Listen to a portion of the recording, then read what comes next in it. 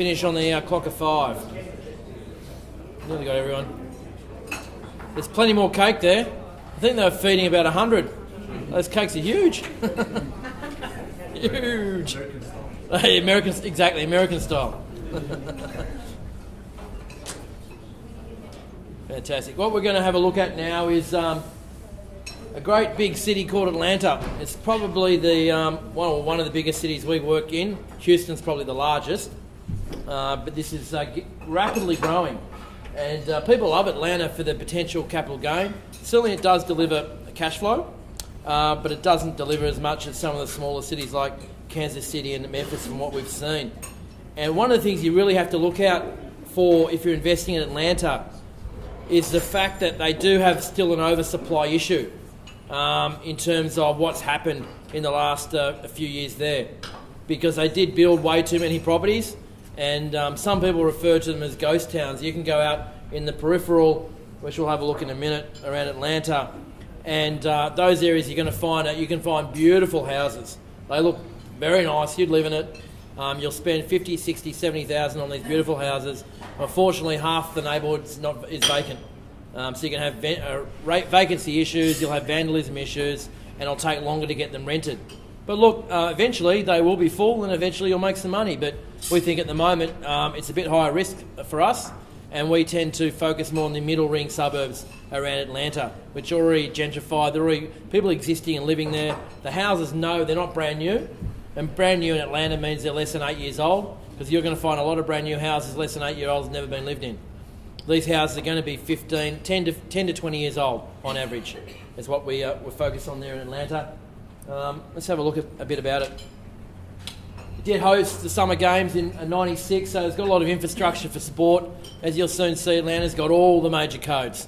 All of you who've been to America are probably understanding that they are sports mad, sports nuts over there, and Atlanta does have all the major codes. It's home to 4 of the big Fortune 400s. Coca-Cola. Has anyone been to the Coca-Cola Museum there? And a few people are laughing there. I'm sure you enjoyed it. The end part of it is good, isn't it? It's very historical. You don't really understand it's going to be like that, but when you finish the tour, you go into what's called a tasting room. And for those of you who don't like sickly sweet drinks, do not go into the tasting room. Go right past it, because there's about, over 100 probably brands that Coca-Cola have around the world, and some of them are absolutely disgusting. They are bad. But I think I tasted lots of them, but some of them, they were terrible. But look, it's an experience. Some even the names of the combinations they come up with, I don't know how they got there. But I don't know if they were big sellers or not. But look, Atlanta has Delta Airlines, which is one of the biggest airlines over there. It's a hub in Atlanta. Home Depot, big stores. United Parcel, which is the competition to FedEx, are based there. Lots of big companies, CNN, Turner Broadcasting, and there's a huge amount of companies that operate in Atlanta, turning over $270 billion a year. It's a very big economic concern.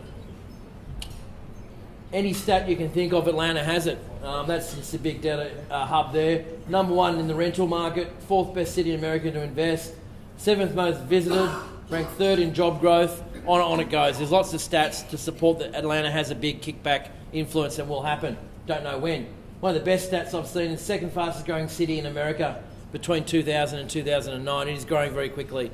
We're now nearly at 6 million in Atlanta, and they're predicting another 2 million in the next 20 years and 1 million new jobs, which is that stat down there. So look, it is a big city. So for those of you who want the safety in numbers mentality, certainly Atlanta is going to deliver you that for you. Atlanta did have a big oversupply, and look, prices have plummeted there, there's no doubt about that. And also real estate prices have come off a fair bit, even more so than what we've seen there. Some of the prices I've seen there, you're looking at 60% below where they were selling, which is a huge, obviously, differential. But look, I'd much rather be on the side of buying at the 60% below price and having bought at the old high prices, that's for sure. That's the Atlanta Falcons if you're in the NFL. I haven't yet been to an NFL game, but apparently it's pretty a good experience to go and see one. I took the Americans to see Collingwood and Hawthorn the other night, and that was pretty amazing actually, even though I don't like either team. But there were 78,000 screaming fans, and they got a great deal out of it, enjoyed it, even though they didn't have a clue what was going on. They certainly enjoyed it, and they didn't get into any fights or any arguments. They were well behaved. That's for sure. baseball, so all the sports they have, it's all a big thing there, and certainly that does help attract people because lifestyle's a whole part of why people live where they want to. NBA, basketball, and the next one's the World of Coke, which is a pretty good experience to go and check out the museum when you're there. One of the things I didn't know, it's got a huge aquarium. It's actually the world's largest. So there's lots of reasons, lifestyle-wise as well as economic-wise, why people want to move to Atlanta. It does have a good lifestyle, and you wouldn't want to meet that little fella out there, but it's certainly a great place to visit. Inner Georgia or inner Atlanta, like Memphis and a lot of other cities, does have crime in the inner urban core, and we suggest you need to stay away from that. It's very hard to manage. Certainly the management team that we have down there, and we have two suppliers. One covers the southern part of Atlanta and one covers the northern part of Atlanta.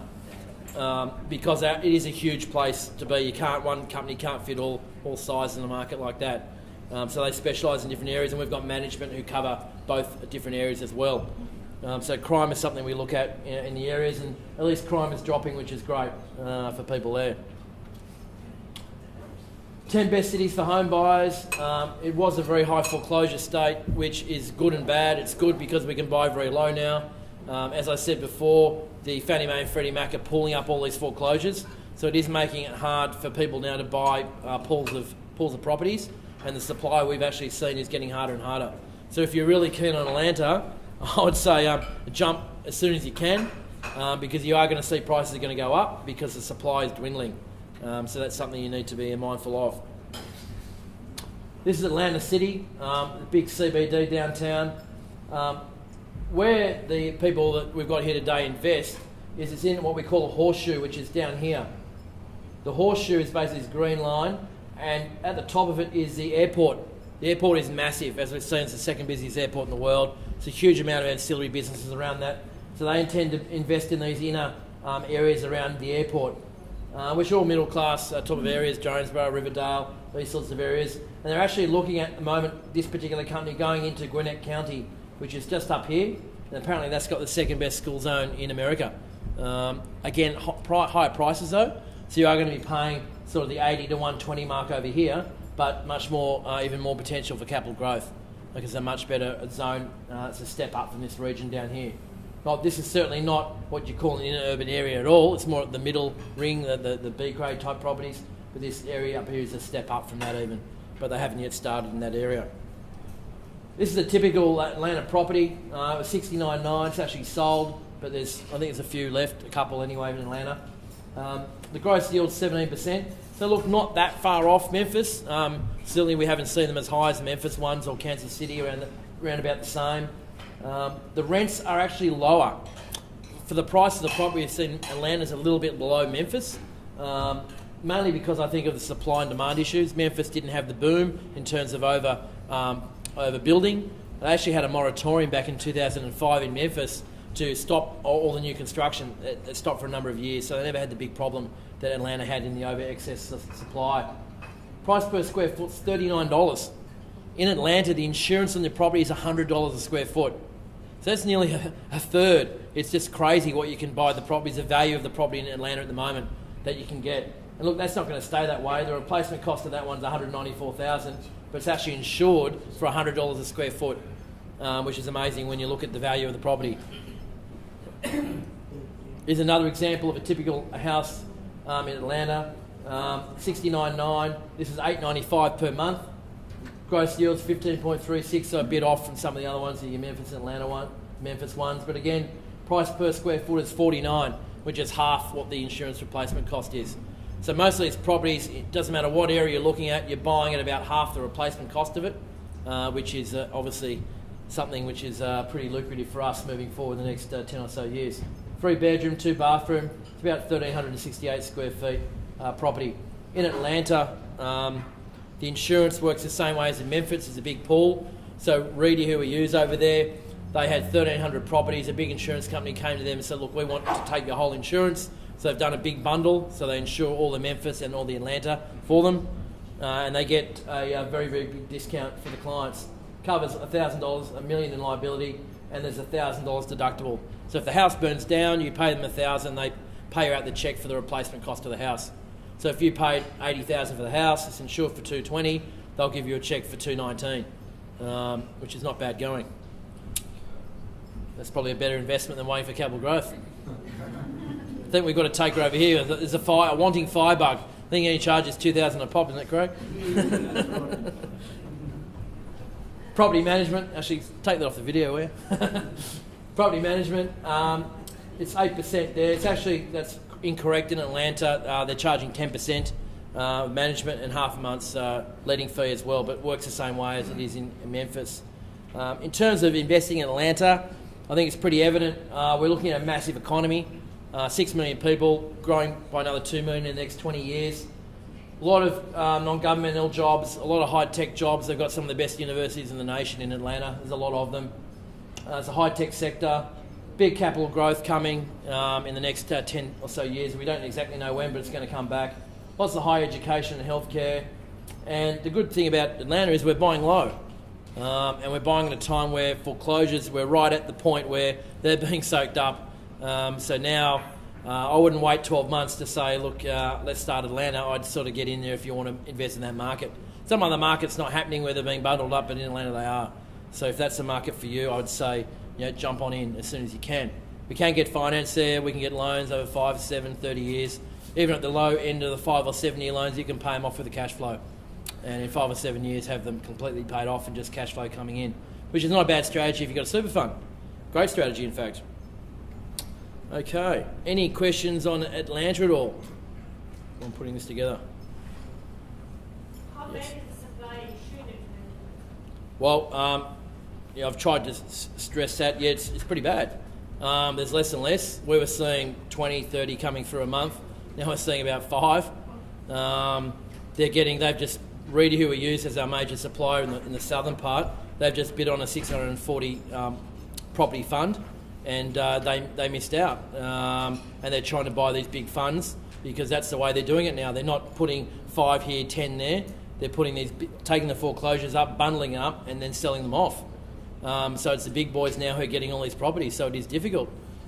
In the north, still our supplier in the north is finding it still okay. We've got about, I think, 8 or 9 from them at the moment, but it's not as easy as what it was at all.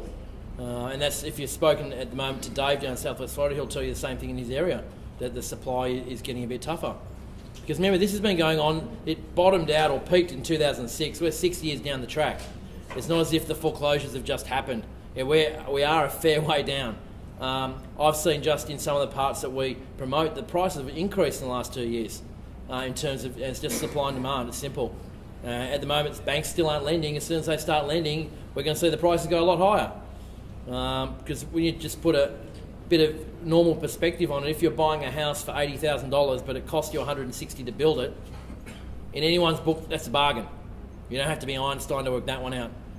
Whether you pay cash or get finance, that's up to you, but it's a pretty simple equation. We're not investing in Bangladesh, we're not investing in Ethiopia, we're investing in America. So it's not, I can't really convince you any more than what I have as to whether it's a good place to invest. It's up to you now to decide, I think, how many. Hopefully, we've done a good enough job to explain that the potential's there, and hopefully you've spoken to enough people around the room today to say it's worth a punt, and we hopefully you'll do that. What I really encourage you to do is that we've got these people from America here.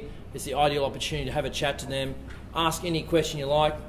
Hopefully you've understood when they've got up here. They're more than happy to answer anything that you can. Ask them anything you can about the management, because that's the key for you. You want to get the management happening. We've got the experts here around the rooms. Tom and Kim are here. I'm sure they're happy to have a chat to you, and anyone else who owns properties, I'm sure are happy to have a chat to you about what they've been doing and how they're doing it. And I hope that you are going to start on the journey, because I'm sure you're going to enjoy it. Has anyone here had a thought about whether they'd like to try and go on the next tour in June? Has anyone had a thought about that, whether they can? Sorry, what day is it in June here? It's a good question. 19th. 19th. There's 2 options. There's the 10-night option and then the 6. If you go on the 6-night option, you miss the cash flow cities, which is Kansas and Memphis. 9th, is it?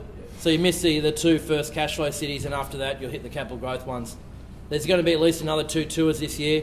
One of them is going to be a bit of a Wild West tour, which is over on the western part, which is the Texas and Phoenix and maybe Kansas City. And there's another Florida type one we're doing as well. But have a think about that, and certainly we'll. You can go on the website Loans USA and we have that advertised. Just one question, if you were rating Atlanta with the Star approach, where would you rate it? It'd be in the middle range, like a 3 to 4 property. It's certainly not at the top end in terms of the properties that we deliver. All the properties are going to be priced around the 70,000 sort of 60 to 75 range. If you want something more expensive, where you're going to go more of the 4 to 5 star, they can deliver that, but that hasn't been what most people have been buying.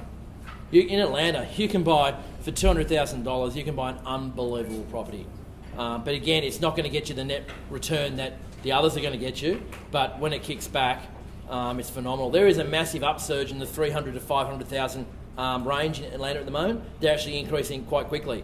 They had a big plummet, and now they're really coming back. But you've got to spend $300,000 to $500,000 a property. You're not buying $70,000 properties. But that's when you get that loan, the $200,000 loan. That's about 4 points. We got lots of options. Yeah. Once you're buying in that range, we've got heaps of lenders. It's the small end of town which is so difficult. The bigger loans are easy. Yep, no problem. So I want to thank you for coming along. This is the third full day format we've done, and we've got some pretty good feedback because it's hard to get across much in 2 hours. We've got the areas now and the people around the back. You can have a chat to them one-on-one, and we're more than happy to help you out and hopefully help you on your journey to owning some properties in the US. So thanks a lot for coming out, and hopefully you haven't gone home hungry. I'm sure of that. Thank you. Thank you.